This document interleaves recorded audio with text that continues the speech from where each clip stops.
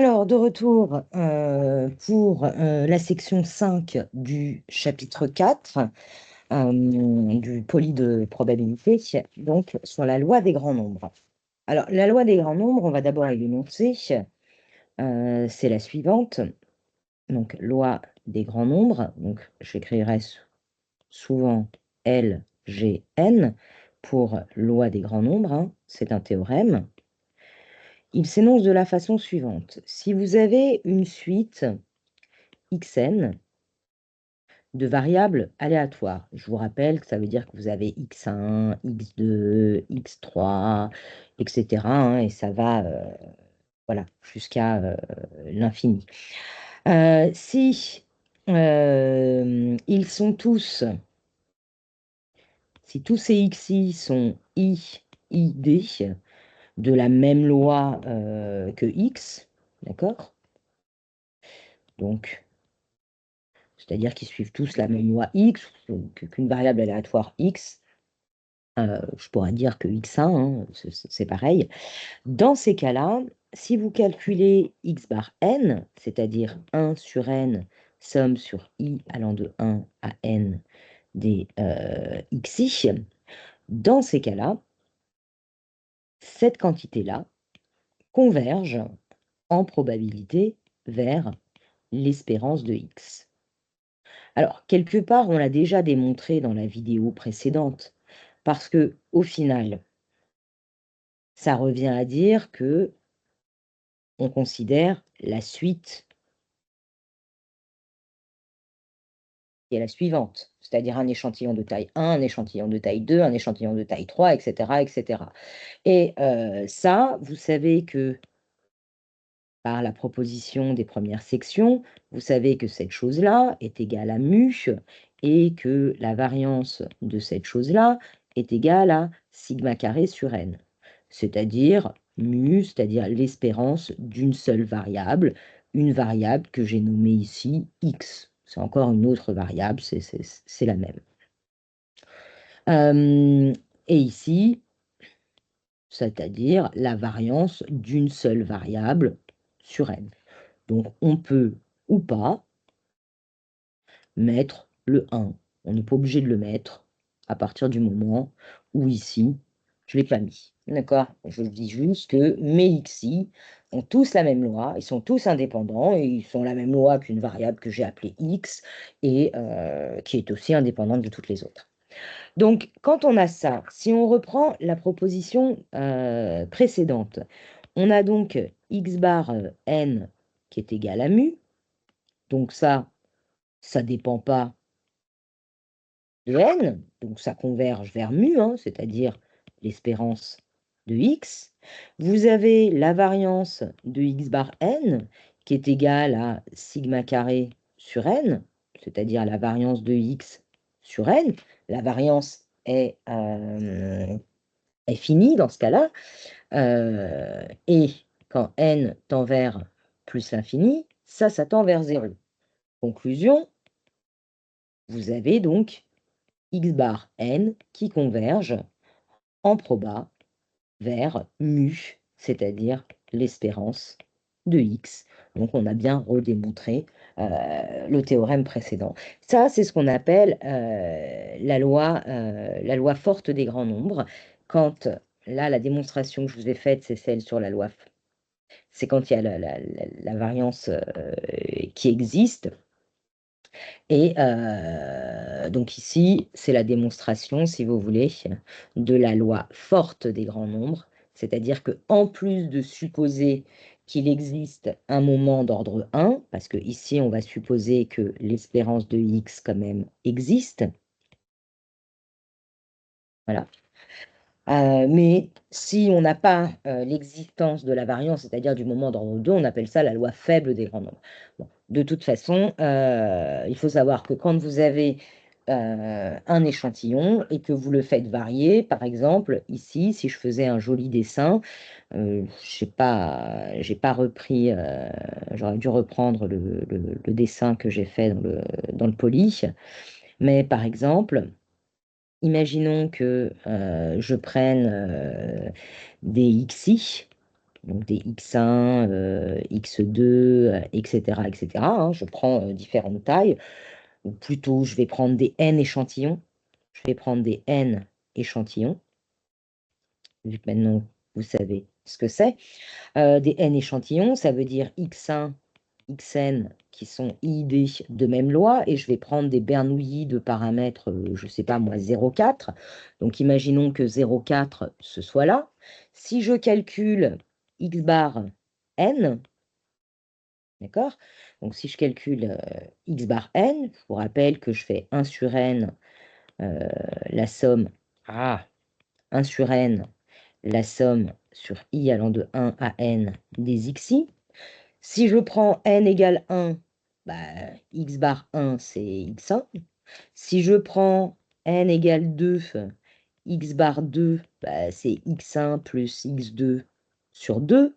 Si je prends n égale 3, bah, x bar 3, c'est égal à x1 plus x2 plus x3 sur 3, et ainsi de suite. C'est un peu ça qu'on prend. Donc ici, on va faire grandir n, donc on va le prendre pour 1, 2, 3, 4, etc., etc. On va le prendre un petit peu comme ça. Donc pour x bar égale 1, bon, bah, si je prends un échantillon et que je prends des réalisations, hein, donc c'est-à-dire que je prends des réalisations et que je tire mes Bernoulli, et qu'imaginons, moi sur le premier, j'ai obtenu 1, bah, j'aurais dû mettre... bon, il n'est pas à l'échelle, mon truc. Hop, on va dire que 0,4 c'est là, et puis comme ça, c'est là. Bon, bah, dans ces cas-là, mon premier point à 1, il sera là. Mais si jamais, lors de mon premier jet mon premier lancer, j'avais obtenu, si je prenais une Bernoulli, c'est-à-dire une pièce, si j'avais obtenu 0, bah, mon premier point, il serait là. Vous voyez, ça dépend. En tout cas, c'est pour vous dire que c'est sur des réalisations.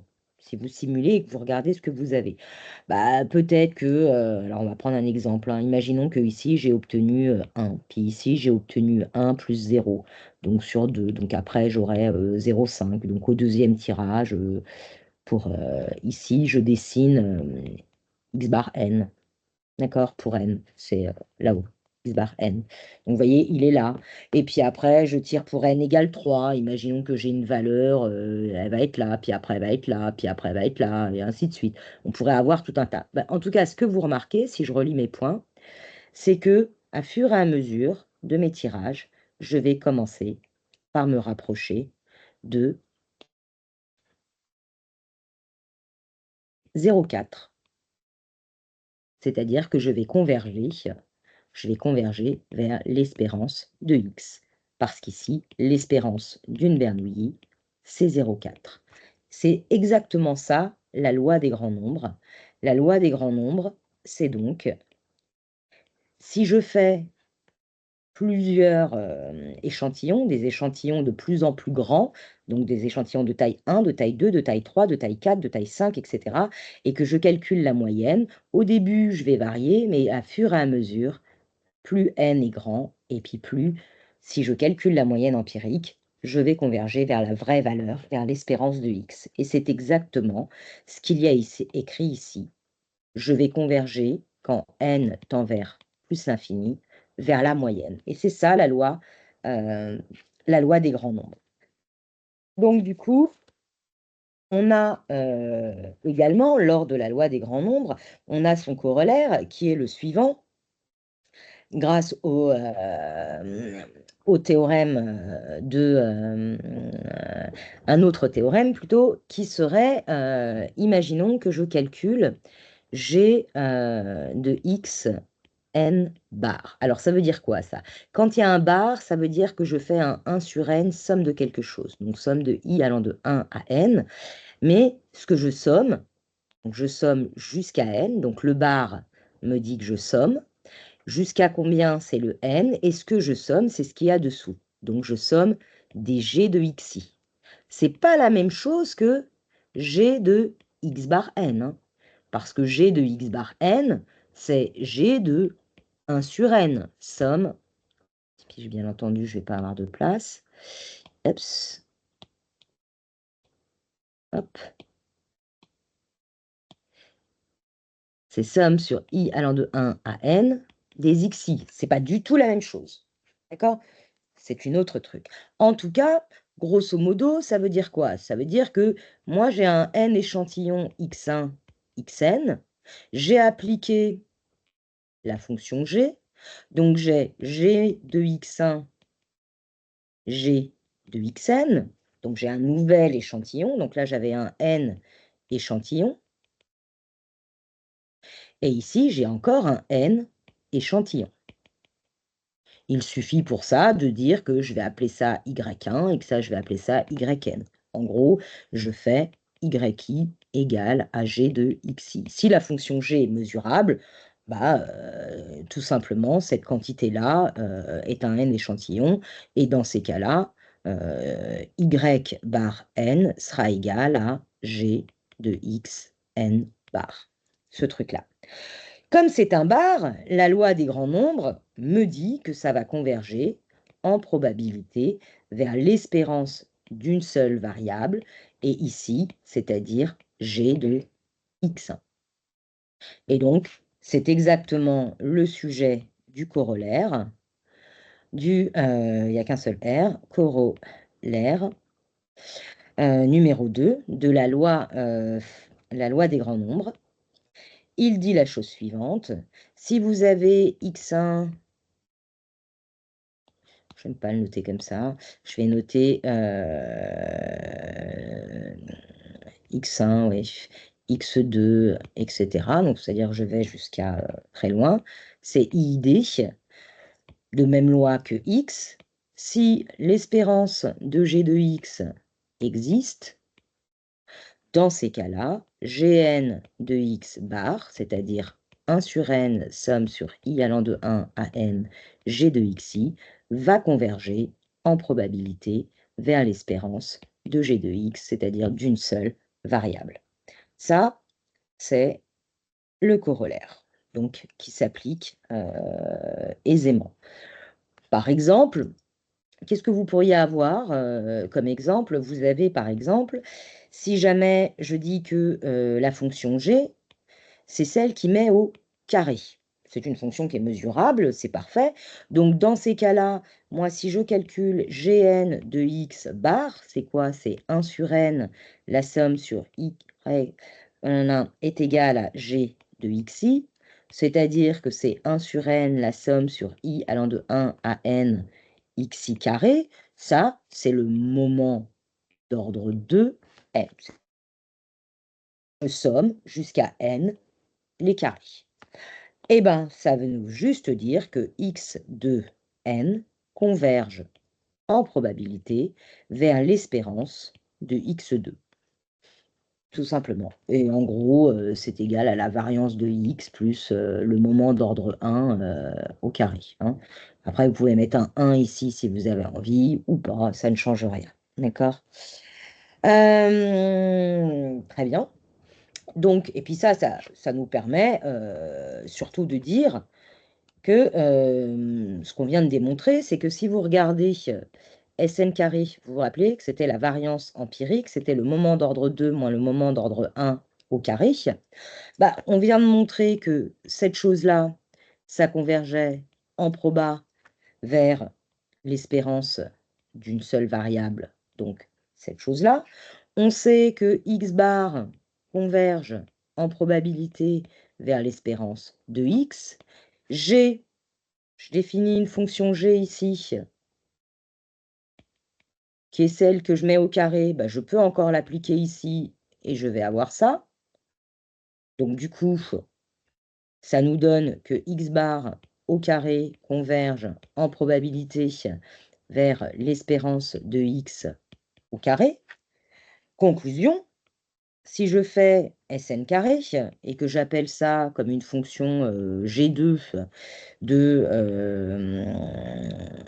de cette chose-là, là, si j'appelle ce bout-là, si j'appelle, hop, il me faut des n ici, hop, là je fais la somme, donc si je dis que je fais G de x2 bar n, ouais, la somme, hop, et que je dis que ça, hop, au carré, c'est égal à la différence,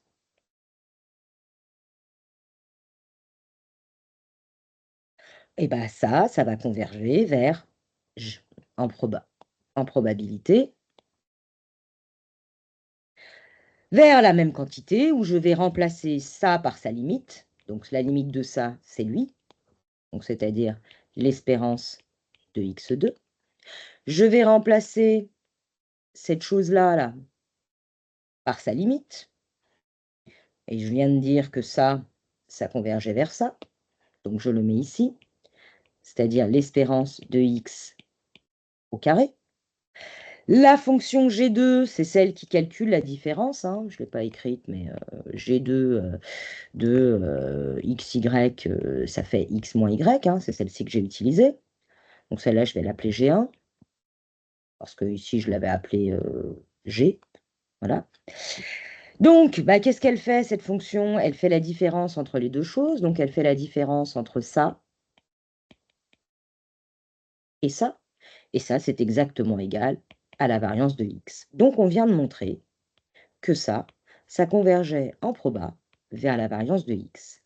Donc, la variance empirique converge bien vers la variance, la vraie variance. Là, ça, c'est la proposition numéro 8 du cours et elle vient d'être démontrée.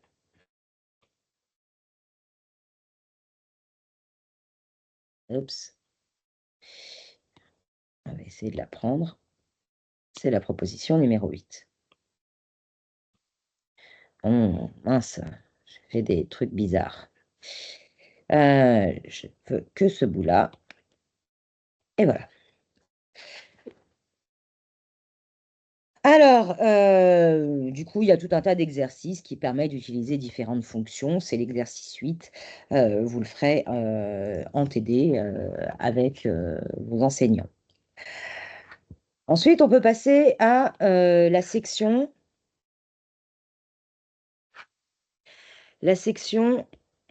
numéro 6, qui est la convergence en loi. Donc, on a vu ce que c'était que la convergence en proba et comment démontrer la convergence en proba, donc en utilisant la loi des grands nombres ou en montrant que l'espérance converge et que l'espérance converge vers une constante et que la variance converge vers 0, et ça donne la convergence en proba ou la loi des grands nombres. Maintenant, la convergence en loi, qu'est-ce que ça veut dire? Grosso modo, vous avez là encore une suite, d'accord, x1, x2, etc. Bon, je vais l'écrire plutôt comme ça, allez hop.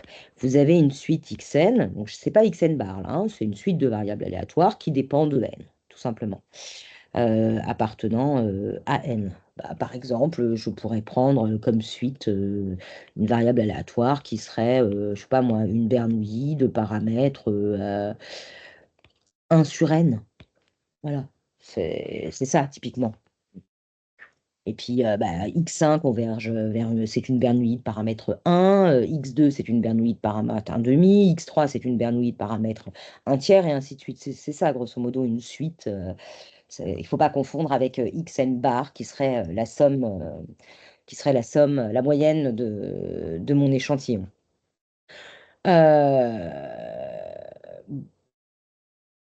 Grosso modo, on a envie de savoir vers quoi converge.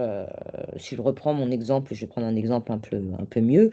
Je vais prendre un exemple, je vais prendre donc xn qui serait une bernoulli de paramètres, on va dire 0,2 moins, ou on va faire, donc, on va faire mieux, on va faire 0,5.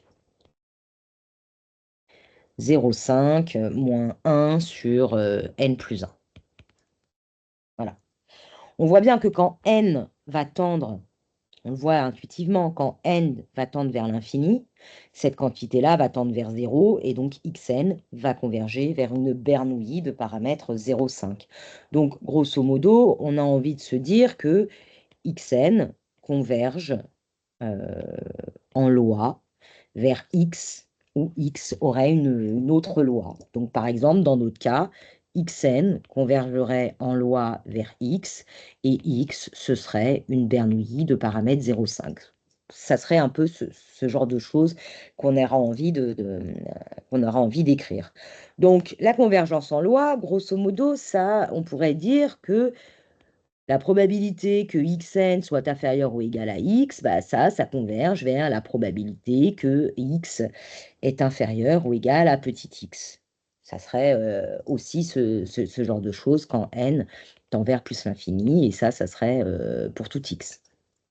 Ça serait ça, cette notion de convergence en loi, ou en tout cas la définition d'une convergence en loi. Alors, du coup, ça nous donne, ça nous dit quoi? Bah, ça nous fait revenir un peu au chapitre 3 quand on faisait des approximations de lois. Par exemple, autre exemple, on avait vu que si jamais x était une Bernoulli de paramètres 50, allez, 500 et 0,2, vous vous rappelez, on disait, ah bah dans ces cas-là, on va l'approcher par une gaussienne, on va l'approcher par une variable aléatoire y, et cette variable aléatoire y, ce sera une gaussienne de moyenne 500 fois 0,2 et d'écart type 500 fois 0,2 fois 0,8. On avait un truc comme ça. La règle, c'était laquelle? On se disait, bah, si jamais n est plus grand que 50, que, je ne sais pas, on avait p était par exemple plus petit que 0,1, alors, dans ces cas-là, on convergeait vers une binomiale np, racine de np1 moins p. Alors, ce qui était important, c'était cette notion-là, si n est grand. Si n est grand, ça veut dire exactement ce qui a écrit ici. Quand n tend vers plus l'infini, je fais converger quelque chose vers autre chose. Je fais converger une variable aléatoire qui a une certaine loi vers une autre variable aléatoire qui a une autre loi. C'est-à-dire que je peux approximer cette variable par une autre. Donc, je peux approximer x par y, parce que n est grand. C'est typiquement ça, en fait, la convergence en loi. Et ça, on l'avait vu déjà, donc maintenant vous comprenez un petit peu plus d'où venaient toutes ces règles. Et puis ces règles-là, bon, bah, il y en a tout un tas, je vous en ai mis quelques-unes. Il y en a d'autres qui existent, tout le monde n'a pas forcément les mêmes. Je vous ai mis la vraie règle plus rigoureuse dans le poly, mais grosso modo, ça marche un petit peu comme ça. Donc, de la même façon, on peut avoir également la dimension 2.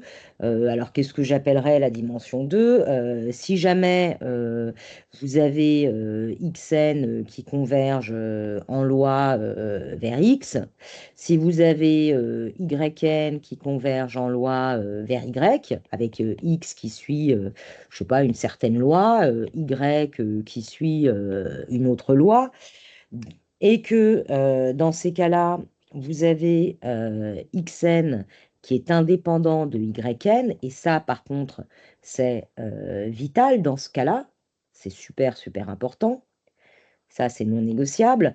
Dans ces cas-là, vous avez f, si f est continu, vous avez une fonction continue, dans ces cas-là, f de xn, yn va converger en loi vers f de x, y. C'est-à-dire que vous allez faire une sorte de combinaison entre la loi de x et la loi de y. En gros, par exemple, sur les probas mixtes, c'était un peu ça. Par exemple, imaginez que x soit, je ne sais pas, une gaussienne, ou même pas probable mixte. Imaginez que x est une gaussienne, y c'est une gaussienne, et f fait la somme. Du coup, ça sera la somme des deux gaussiennes. Mais ce qu'il y a d'important, c'est que vous préservez l'indépendance. Donc, vous aviez l'indépendance, vous préservez l'indépendance. Ça, c'est la proposition. Ah, ça, c'est la proposition numéro 9 du poli. Du nouveau poli, quoi, de la nouvelle, du nouveau chapitre.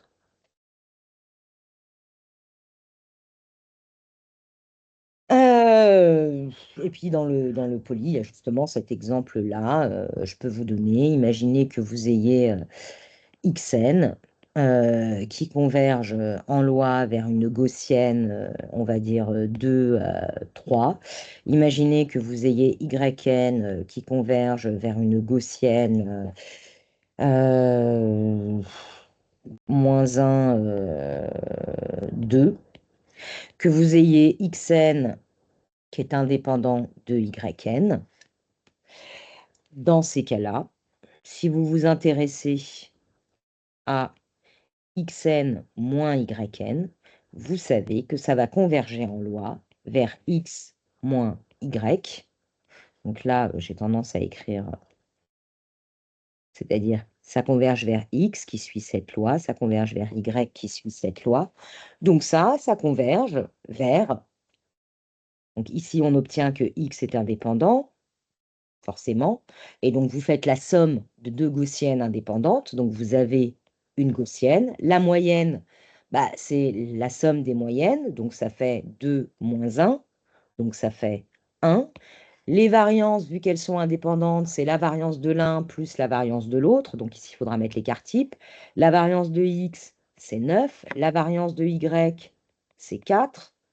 Donc, du coup, vous avez 9 plus 4, vous avez racine de 13. D'accord? Donc ici, ça sera racine de 13. Donc, je vous renvoie à vos exercices de somme de gaussiennes indépendantes. Donc, c'est ce qui clôture la section numéro 6 du poli.